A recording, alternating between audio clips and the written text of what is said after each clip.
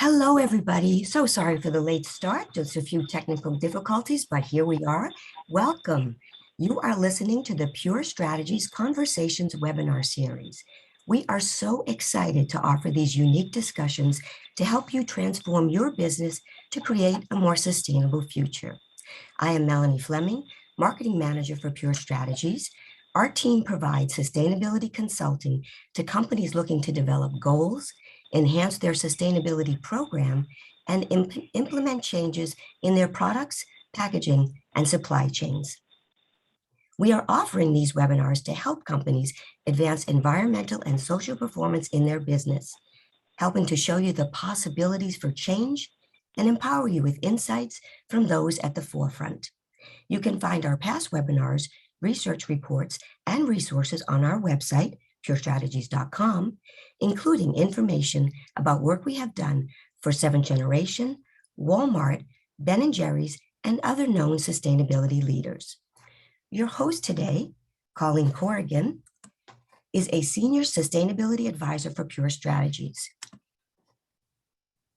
Colleen works with corporate clients on developing strategies to promote sustainability in company operations, value chains, material selection, and natural resources management. Colleen helps companies set science-based targets for nature to protect and regenerate biodiversity. Her work in this area helps companies understand their impacts and implement strategies, collaborations, and business process changes to mitigate harm to and restore affected ecosystems. During this 30-minute webinar, Colleen will be talking with Tom Williams, Director for Nature Action and Water for the World Business Council for Sustainable Development. Tom works with leading multinational companies on their nature targets, strategies, and actions. Tom has worked in both developed and developing countries with experience collaborating with a range of stakeholders, including government, research institutes, businesses, donor agencies, UN agencies, and NGOs. Today, Colleen and Tom will discuss outcomes from the UN Biodiversity Conference, COP15, and Biodiversity Week to explore the interconnected crises of biodiversity loss and climate change and the real relevance of these recent global meetings for business. We aim to have time at the end of their conversations to cover your questions. The audience will be muted, so please use the Q&A or chat fields. I will ask as many questions as time will allow. The recording of this session will also be posted on the Pure Strategies website. And now I'd like to hand it off to Colleen. Thank you so much, Melanie. Good morning, everyone. Good afternoon as well to Tom, who's joining us from the UK today. Thanks so much, Tom, for being with us. We're really excited to have you here to share your expertise with us. So welcome. Thank you, Colleen. Good to be here. I wanted to start our conversation today just setting a bit of the context for these recent events that Melanie just mentioned around COP15 and Business and Biodiversity Week, but also the climate COP that is upcoming as well. There's a lot happening for the business community to be aware of. So I would like to just start by asking for your thoughts and reflections on some of these recent events, whether they've just happened or are upcoming. What should businesses be aware of? Can you tell us a little bit more about the Global Biodiversity Framework and what that may mean for businesses now and into the future, and how they can tap into some of what is happening now? Yeah, I'd be happy to, Colleen, and maybe I can firstly very briefly introduce the World Business Council for Sustainable Development, WBCSD. That's probably the first of many acronyms I'm going to get through today, but I'll try not to confuse people with too many acronyms. We're a membership organization of about 200 companies, usually multinational companies, who all embrace and embed sustainability within their business models and within their governance models. And we collaborate with business on all facets of sustainability. And sustainability can be quite a complex issue, and we kind of break it down into three key areas. That's around climate action, nature action, and equity action. So, speaking today about the nature part of that, but also how that sort of has a nexus point with climate and equity is really important. And as was introduced earlier, we're sort of in the midst of a really critical moment from a global level, particularly on some of the policy discourse that is going on. We're just coming out of what is called Part 1 of the UN Convention on Biological Diversity in Kunming. Part 2 will take place in April, May next year. And really, as you implied, the critical part of the CBD process at the moment and what they are working towards in April and May is to have a new biodiversity, global biodiversity frameworks. That's the GBF, approved by member states. And you could look at this as almost like the Paris Agreement for nature. So the CBD post-2020 GBF, it contains 4 objectives for 2050 and 21 targets for 2030. It's currently in draft format and has been recently open for consultation. Now, the framework contains a number of business relevant targets, including targets related to subsidies, production and consumption, agriculture, and resource mobilization. And furthermore, there is a specific target which is directed towards business, and this is target 15, and it calls on business to assess and report on their dependencies and impacts on biodiversity. So this relates to the Task Force for Nature-Related Financial Disclosures, or TNFD, which maybe we can dive into a bit more detail later. Secondly, it calls for business to progressively reduce their negative impacts by at least half and increase positive impacts. And then thirdly, it's about reducing biodiversity-related risks to business. Now, we should be clear that this GBF framework is for member states. So this is about the actions member states should take to drive business action. The GBF is not for business to implement per se, but rather for adoption at a jurisdictional level that business will need to respond to. But already we can start to translate what these targets mean for business: materiality assessments, action to reduce negative impacts and increase positive impacts, report and disclose. And that really gives a good sense of direction for business to take. And on my final point here, just related to the climate COP, which is coming up next week in Glasgow, the interdependencies between climate and nature are becoming more apparent. There was a seminal report around 2 or 3 months ago from the IPCC and IPBES, which is the biodiversity scientific platform, which is the IPCC equivalent for biodiversity. They came up with a report which really started to articulate the interdependencies and the fact that we really need to take climate and nature actions together. Otherwise, we risk not meeting our climate goals or our nature goals. So in Glasgow, you will see nature very high on the agenda. The bottom line is that we can't reach our net zero ambitions without being nature positive.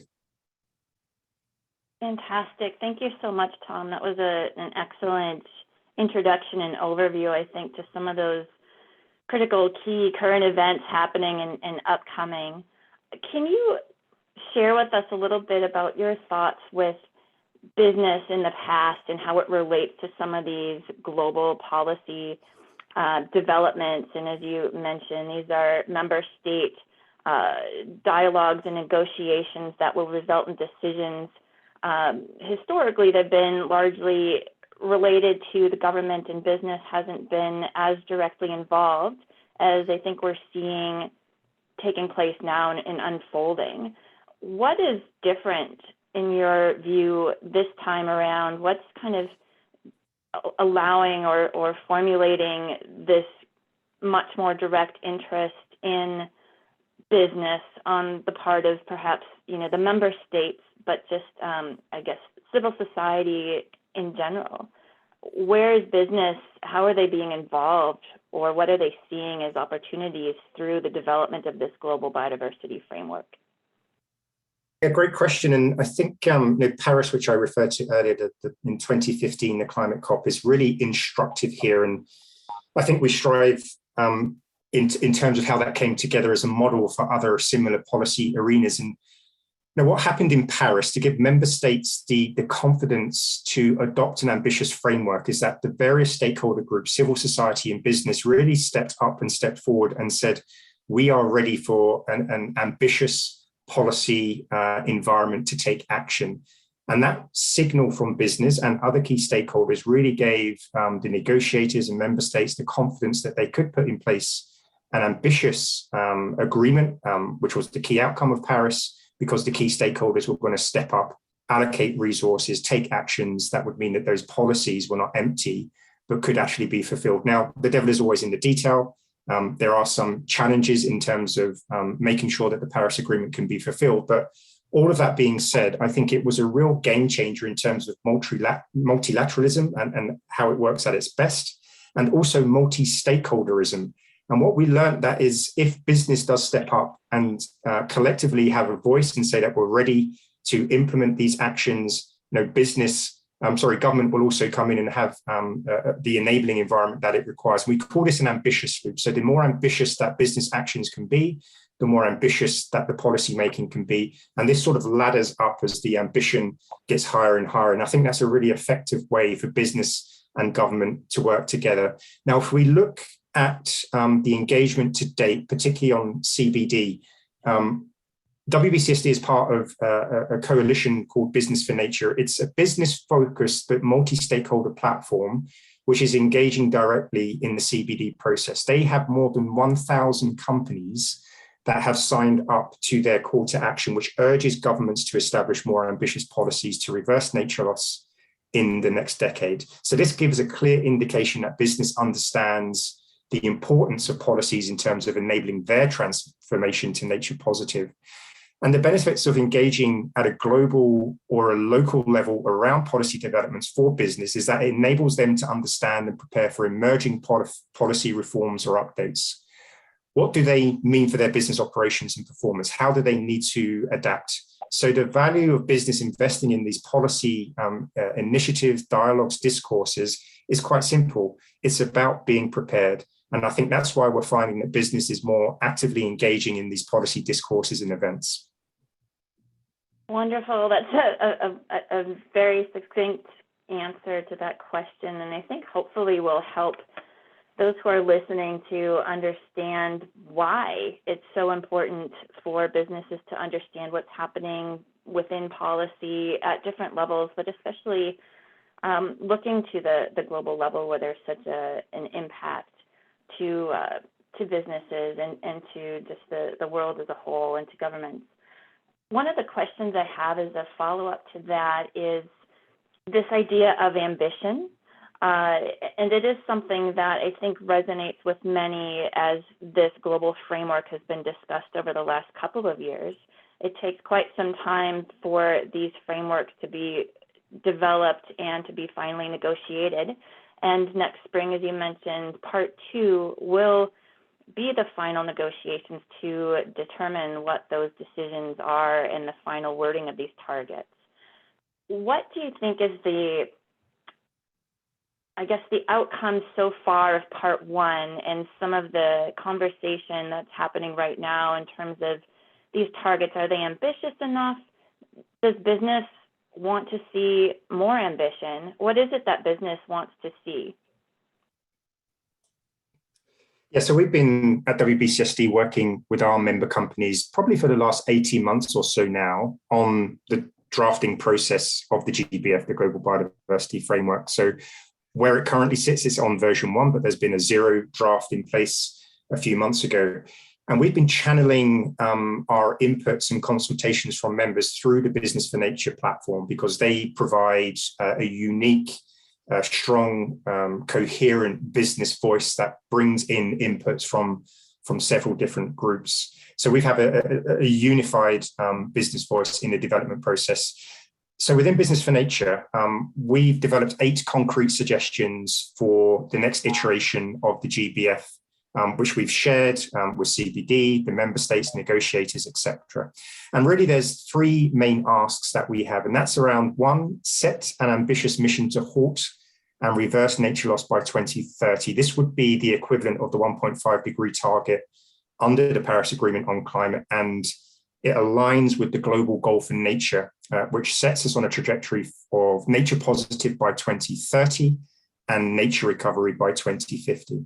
Secondly, we call on governments to value and embed nature in all decision-making. Governments must support and require business to measure, disclose and report on their dependencies and impacts on nature. And this message came across very clearly in the UK government's Dasgupta review, which was really looking at the economics of biodiversity, again, sort of the Stern equivalent, the Stern report from over a decade ago for climate, the equivalent for biodiversity, which really embedded the economy within nature as opposed to separating the two. And then thirdly, the call for governments is to demonstrate ambition by eliminating and redirecting all subsidies and incentives which are harmful for biodiversity. So we can make this happen by ensuring all public and private financial flows are aligned towards nature positive. And this is also a central element for resource mobilization.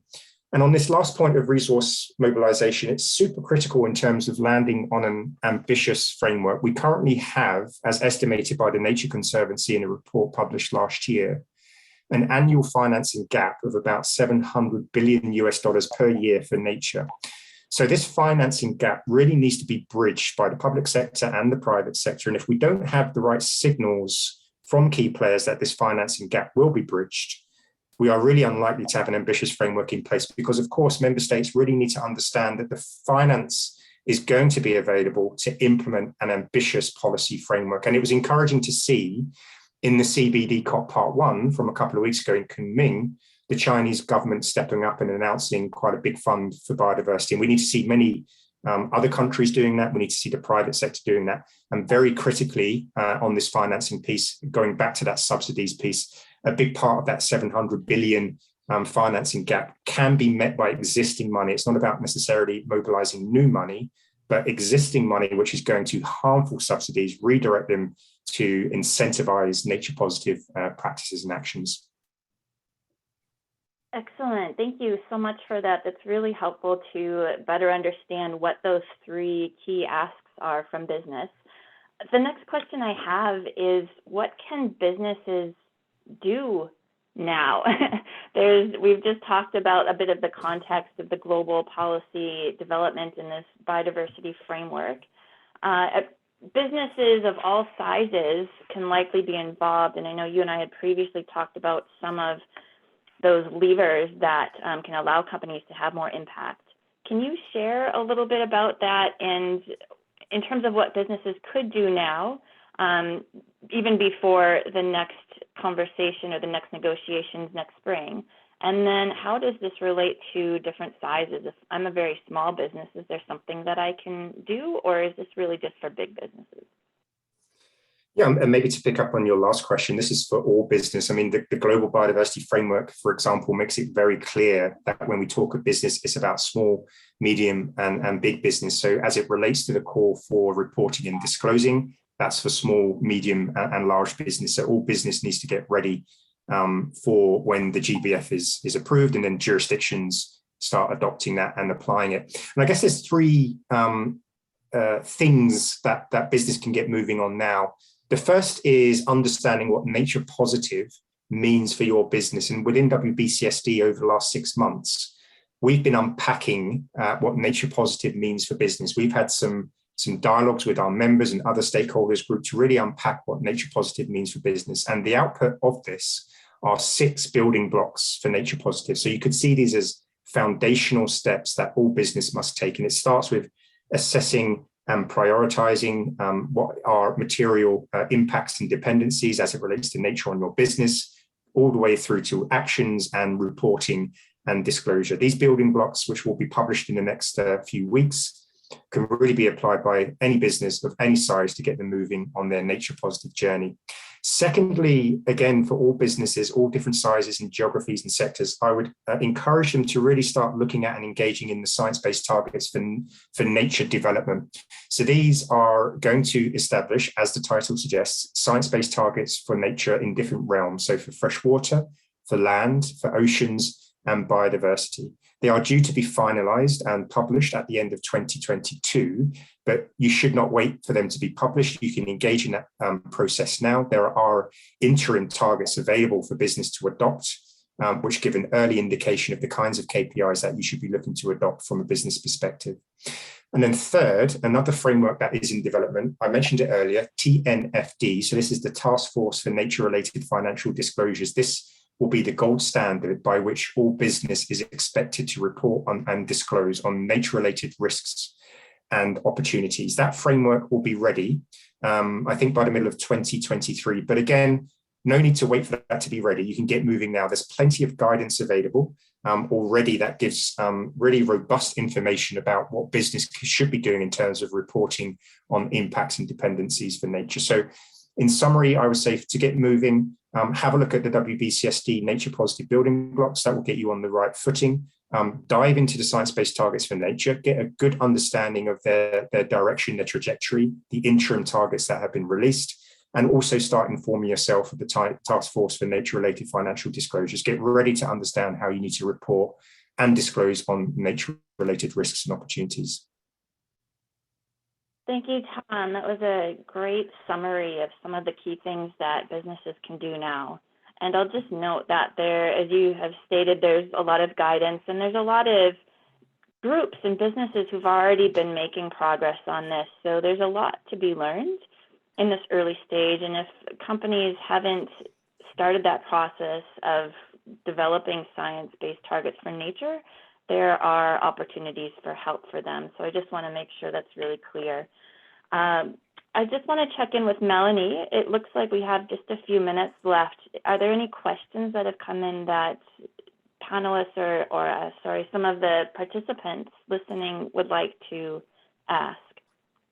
Yes, thank you. This has been great, very insightful. You give a lot of great advice for businesses and how they can get involved and take action and what tools are available for them. But there's one thing that I'd like to hear is could you possibly share a good example of a company that is already showing some positive leadership in this area for the protection and sustainable use of biodiversity? Could you share some kind of example for our audience? I'm always reluctant to share specific examples because it's a bit like asking who your favorite child is. You know, This is true. Omission sometimes is the thing that gets picked out. So I won't necessarily pick an individual company, but I'll steer you in the right direction. I think one interesting position that WBCSD is currently in is that we recently adopted some new membership criteria. So you have to meet this criteria to become a member of WBCSD. One of these criteria is that all members must have a science-informed environmental goal that contributes to nature recovery by 2050. Now, translate that to mean that all companies that are WBCSD members will eventually need to be adopting, implementing, and having validated science-based targets for nature. So we're setting the benchmark quite high. All of our members, we will need to have those in place. And we have members from across all different sectors. So if you're concerned that this might be tricky for some particular sectors, it is certainly trickier than from sector X to sector Y, but it's possible for all sectors.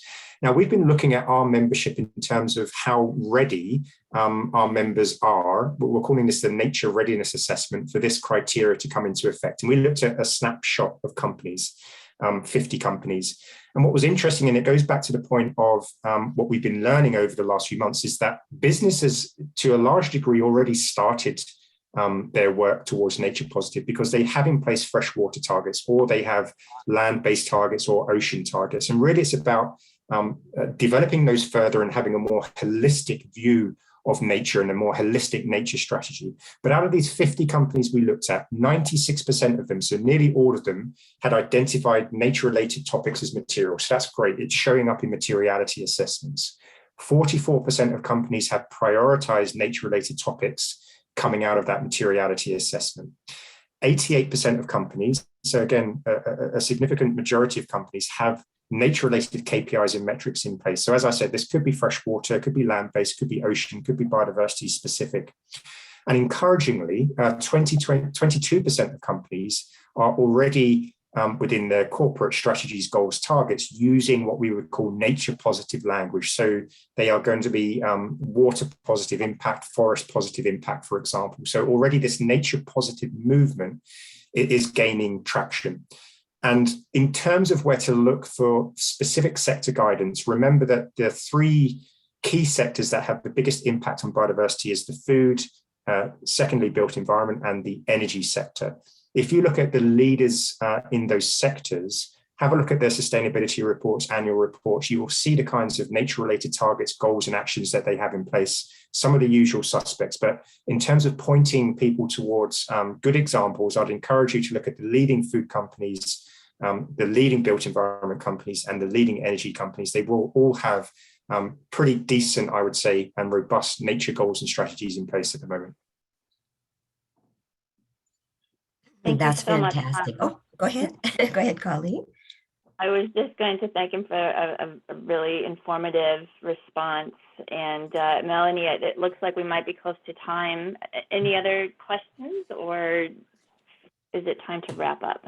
I think we need to wrap up, unfortunately, but in a way, some of the answers and responses that we got did answer other questions. So it's just been fantastic. I mean, the information and some of the statistics and things that you shared today were really incredible. So, but I'm afraid that is all the time that we do have for today.